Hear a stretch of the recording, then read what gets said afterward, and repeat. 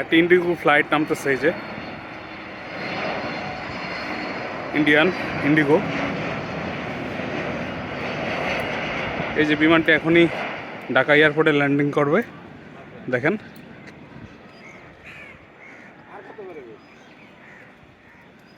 এই যে টোকিও থেকে আসছে, মানে সেই সুদূর জাপান থেকে চলে আসছে বোয়িং 787-8 মডেলের বিমানটি, দেখেন বন্ধুরা।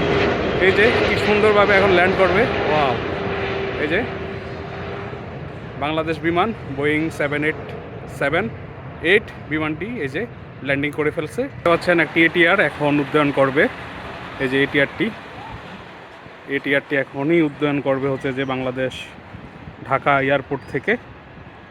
বিমানটি অলরেডি উঠে গেল, যাচ্ছে, সরি এখন উঠে নাই, এখনও রানওয়েতে আছে।